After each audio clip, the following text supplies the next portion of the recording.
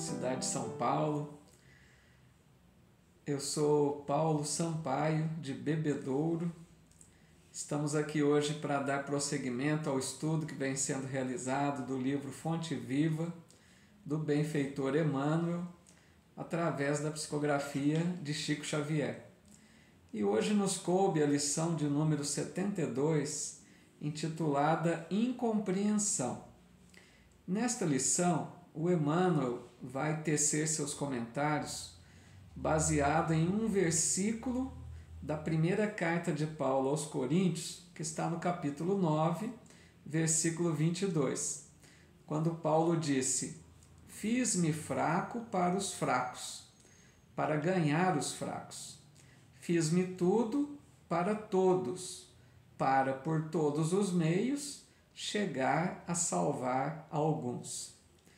Frase interessante de Paulo, né? Que dá muito que a gente pensar sobre ela.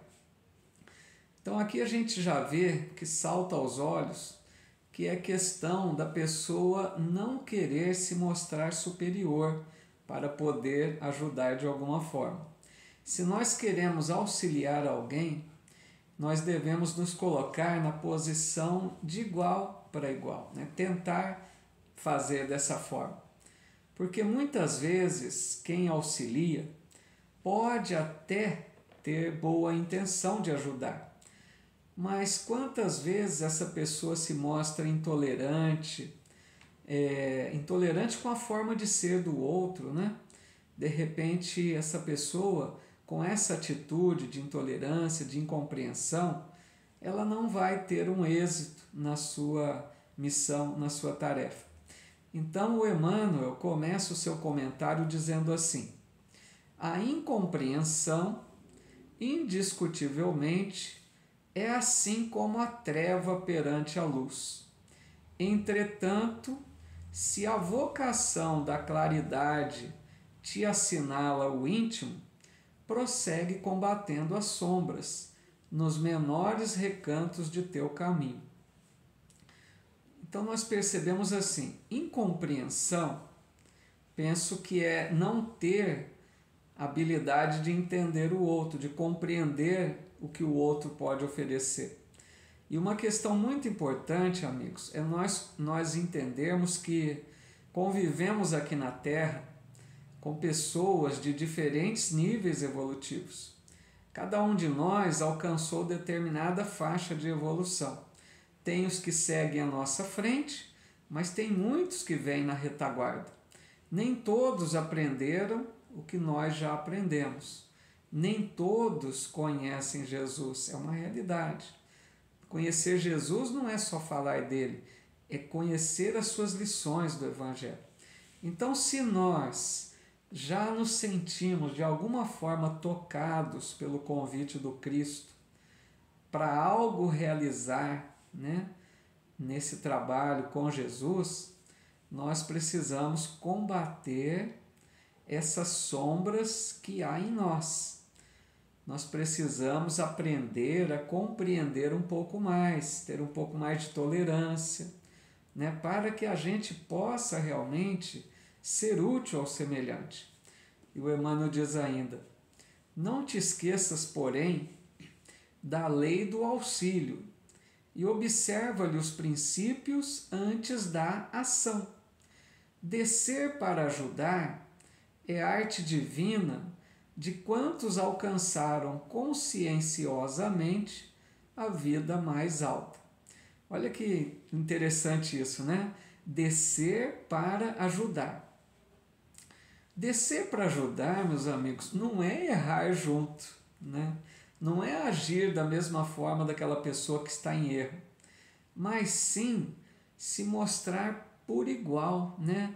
Tentar se aproximar, se mostrar sem superioridade, se apresentar como irmão de verdade que está desejoso de ajudar, né? Evitando aquela superioridade, olhar de cima para baixo. Então, esse é interessante que o Emmanuel fala aqui, que é um princípio da lei do auxílio. Isso é um princípio, ou seja, faz parte da lei. A lei do auxílio requer essa atitude, né, de humildade, de compreensão. Porque pensemos, a pessoa que errou, que a gente pretende ajudar de uma forma ou de outra, ela já carrega uma culpa, né? Ela já se sente diminuída. O que ela mais precisa é de uma mão amiga, de um ombro amigo, sentir que ela não está sozinha, né? Então, a gente deve olhar para essa pessoa com esse olhar. O Emmanuel continua dizendo: a luz ofuscante produz a cegueira. Se as estrelas da sabedoria e do amor te povoam o coração, não humilhes quem passa sob o nevoeiro da ignorância e da maldade. Então, aqui nesse ponto, né? Imaginem vocês como deve ser constrangedor. Nós sabemos, todos nós já erramos, como é constrangedor reconhecer nossos erros diante de alguém. Quando alguém percebe, né, enxerga as nossas falhas, nossos erros. Nesse sentido, quando eu pensava aqui sobre essa lição, eu me recordei do livro Nosso Lar, que tem uma cena interessante neste sentido, que é aquela cena que André Luiz, certa feita, encontra no mundo espiritual, na colônia Nosso Lar, com um amigo que conviveu com ele na terra de nome Silveira. E esse Silveira devia na época aqui encarnado, né, quando encarnado com André Luiz, ele devia uma certa quantia ao pai de André Luiz. E o pai de André Luiz foi muito intolerante com ele, não perdoou a dívida, não lhe concedeu um tempo a mais para quitar a dívida, sendo que a mãe de André Luiz, né, com uma condição muito melhor de evolução, pedia clemência ao marido para que tivesse um pouco de tolerância para com Silveira, e André Luiz apoiou o pai. Ele também foi duro com Silveira, dizendo que não deveria conceder prazo, né? Que o pai estava certo, e esse Silveira acabou chegando à falência, né? Imagine o constrangimento de André Luiz encontrar esse espírito no mundo, lá em Nosso Lar, né? Quando ele olhou para o Silveira, na hora ele se recordou do episódio aqui da Terra, porque quando a gente erra, a gente carrega aquela culpa, aquele peso, né? E a hora que ele estava na presença do Silveira, aquilo veio imediatamente à sua mente. Mas o Silveira acalmou a situação, né? Se mostrou ali um amigo e apaziguou tudo, deixou o André Luiz bem mais tranquilo. Mas para a gente ter uma ideia de que quando a gente tem um erro, né? A gente carrega uma culpa, é constrangedor, né, que outros percebam isso, como que outros vão lidar com essa situação nossa. O que mais precisamos nessa hora é da atitude de um Silveira, né? Então, quem realmente já se elevou um pouco mais, jamais vai humilhar a outra pessoa, né? Vai tentar de todas as formas acalmá-la, não deixar transparecer ali o seu erro. Nós vemos também na série André Luiz, nessa questão de espíritos que não querem se mostrar na condição de superioridade. Nós vemos isso muito na série toda André Luiz, como que aqueles espíritos que já detinham, né, uma condição de irradiação luminosa, que nós chamamos espíritos de luz, né? Muitos espíritos ali na colônia já tinham uma luz desenvolvida em seu corpo espiritual. Mas quando eles estavam na presença de outros que não as tinham ainda, eles se apagam, né? Eles têm um recurso de neutralizar aquela irradiação luminosa, se eles o quiserem.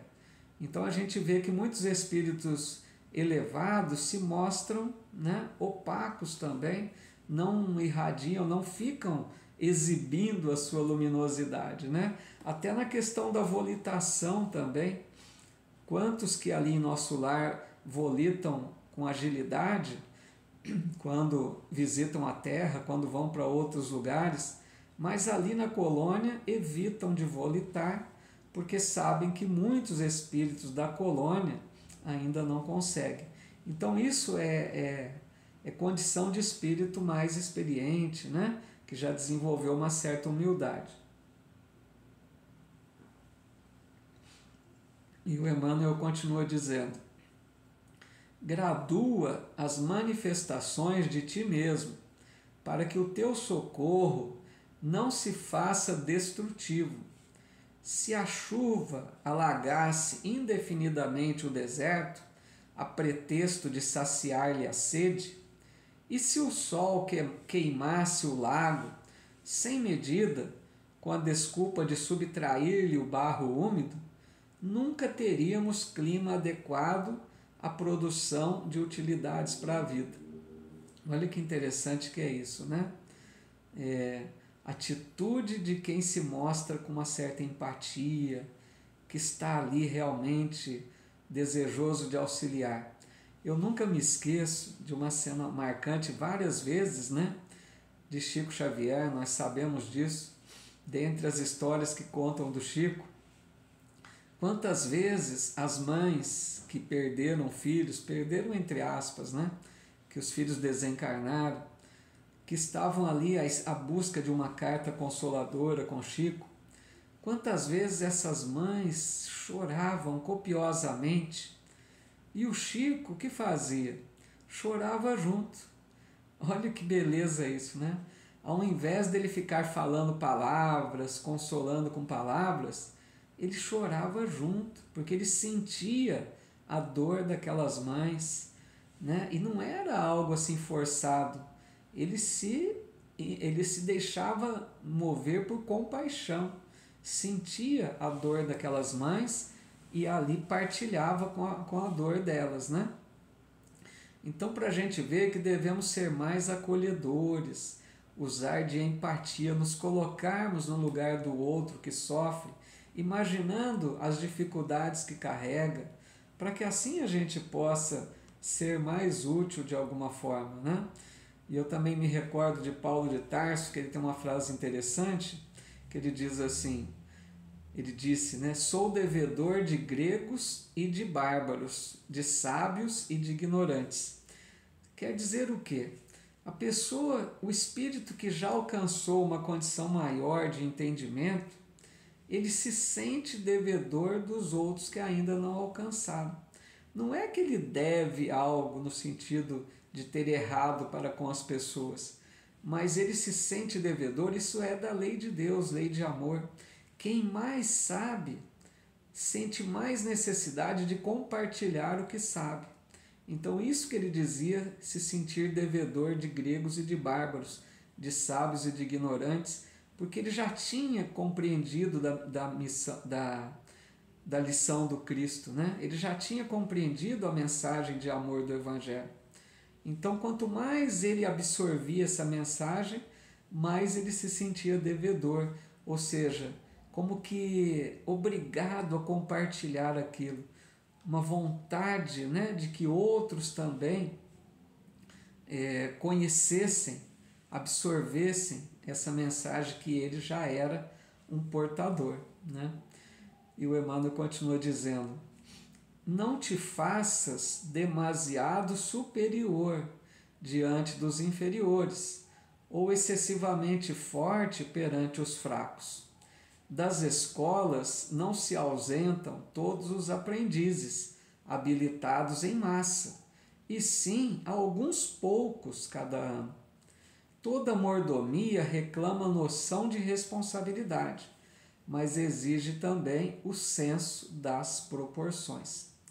É lógico, né, que para a gente servir na causa do bem, algo essencial é ter noção de responsabilidade. Nós precisamos saber ter essa noção do que nos cabe, né, dos deveres que temos, de como agir, de que forma conduzir a ação no bem, né, o compromisso que a gente abraça, isso é noção de responsabilidade. Mas é muito importante também, isso que ele diz aqui, senso das proporções, ou seja, ter essa visão de conjunto, compreendendo que muitos ainda estão carentes de auxílio, poucos já compreenderam a mensagem do Cristo e que a gente haja assim sempre com muita, né, prudência, com muita amorosidade, com muita humildade. diz o Emmanuel ainda. Conserva a energia construtiva do exemplo respeitável, mas não ouvides que a ciência de ensinar só triunfa integralmente no orientador que sabe amparar, esperar e repetir. Não clame, pois, contra a incompreensão usando inquietude e desencanto, vinagre e fel. Ou seja, meus amigos, o nosso exemplo é lógico que é muito importante. A forma como nós vamos viver a nossa vida, o exemplo das boas ações, da prática do bem, o exemplo fala muito alto, mas não é só através do exemplo que a gente vai orientar, né? Nosso exemplo fala alto, ajuda muito para que outros percebam e também possam imitar esses bons exemplos. Mas o Emmanuel está dizendo aqui, será preciso auxiliar, amparar, ou seja, não é só ensinar, é preciso amparar a pessoa nas suas fragilidades, ter paciência de esperar o tempo de cada um. Cada pessoa vai demandar um tempo de aprendizado. Às vezes a gente pensa que orientando alguém, logo ela já vai dar bons frutos. E não é assim, né? Na natureza nada dá saltos. Cada pessoa demanda um tempo. Então o que Emmanuel propõe é, se nós nos colocamos na condição de, minimamente que seja, orientar alguém, auxiliar alguém, ensinar algo de bom, nós precisaremos ter essa paciência, né? de compreender que a pessoa vai errar, nós vamos tentar de novo, nós vamos repetir, nós vamos falar novamente, quantas vezes forem preciso, com paciência, com tolerância, né? Nesse sentido, quem está disposto a auxiliar não pode ser exigente, não pode ser apressado, né? Deus não tem pressa, isso que é interessante. Deus não tem pressa, Ele espera o tempo que a gente precisar. É a parábola do filho pródigo. O filho pródigo deixou a casa do pai, gastou todo o dinheiro, e aquele pai da parábola simbolizava Deus, né? Então aquele pai ficou esperando. Ele sabia que um dia o filho ia voltar. Quando ele viu o filho no caminho de volta, diz a parábola que ele correu ao seu encontro, abraçou o filho, beijou, o restituiu à condição de filho. Ou seja, Deus é paciente conosco. Mesmo que nós erramos, Deus espera, Deus não tem pressa, para que a gente também aprenda a agir assim para com nossos irmãos em humanidade. Há méritos celestiais naquele que desce ao pântano sem contaminar-se, na tarefa de salvação e reajustamento. O bolo de matéria densa reveste-se de lodo quando arremessado ao poço lamacento. Todavia, o raio de luz visita as entranhas do abismo e dele se retira sem alterar-se. Olha que bonito isso, né?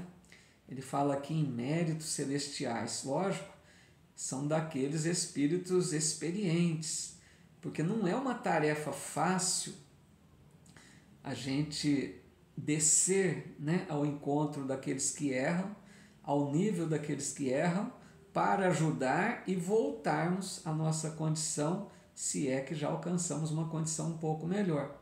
Então, por isso que ele dá o exemplo aqui do raio de luz do sol, por exemplo. O raio de luz do sol vai no pântano, mas não se contamina, né? Ou seja, aqui eu me recordo até daqueles fariseus da época de Jesus, que eles achavam, né, que eram puros perante Deus, e eles achavam que para ter pureza, um dos requisitos era não conviver com pecadores. Eles não se aproximavam, nem passavam perto das pessoas que erravam, porque eles achavam que poderiam se contaminar, né, com os erros daqueles pecadores. Então, assim, nós sabemos que existe a chamada influência do meio, né? Um meio onde a situação está pervertida, está caótica, está ali envolvida nas más paixões, é lógico que a pessoa que não tem uma certa fortaleza pode ser influenciada por aquelas atitudes ruins, né? Então a influência do meio existe, mas aqueles que já conseguiram um certo domínio sobre si mesmos conseguem, mesmo em meio, né, aquelas atitudes infelizes, auxiliar e não se deixar perturbar, não se deixar envolver por aquela situação lamentável. Nesse sentido, amigos, eu me recordei que tem uma questão do Livro dos Espíritos que fala sobre isso.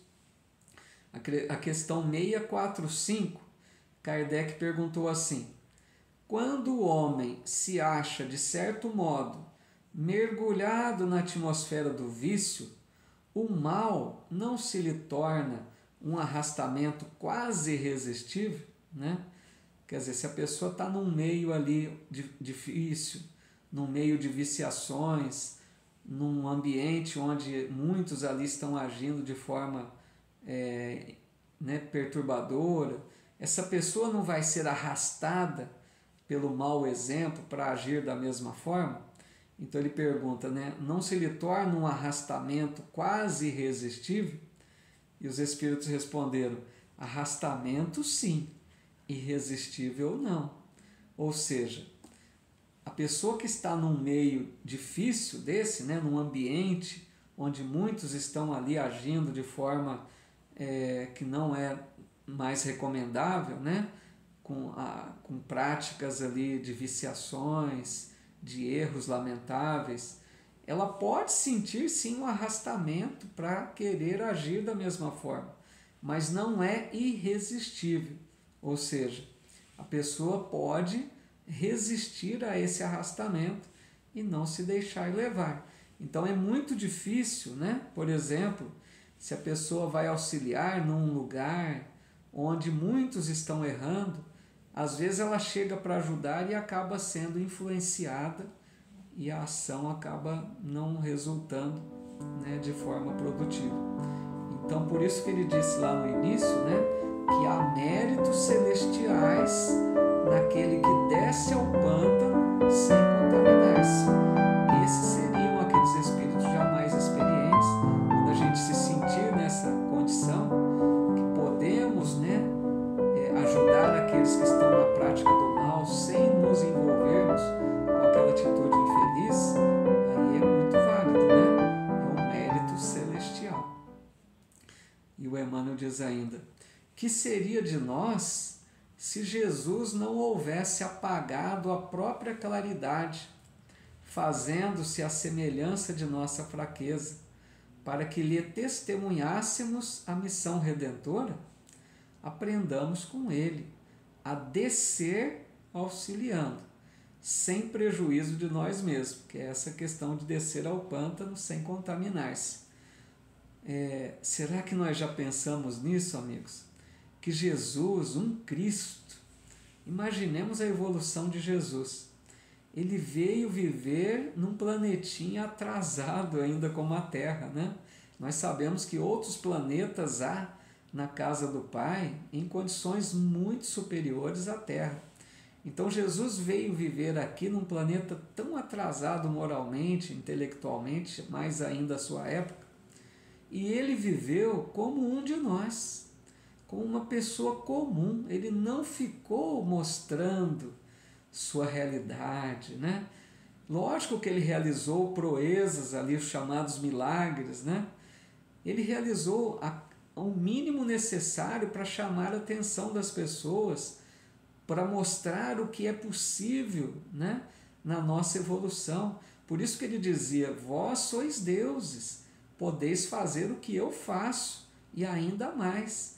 Então Jesus não ficou se mostrando, ele apenas veio realizar o mínimo necessário para despertar-nos da nossa cegueira espiritual.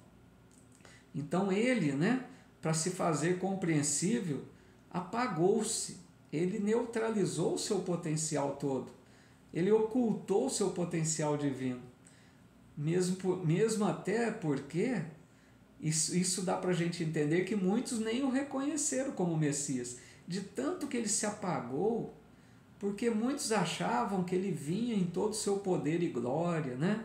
Muitos achavam que ele vinha até do céu com sinais de um grande rei, porque eles sabiam que viria o Messias tão esperado lá das profecias, né? Mas Jesus nasceu na forma mais humilde, numa manjedoura, cresceu como uma pessoa comum do seu tempo, vivia como uma pessoa simples do seu tempo, trabalhou como carpinteiro ajudando seu pai, jamais, né, ostentando seus títulos.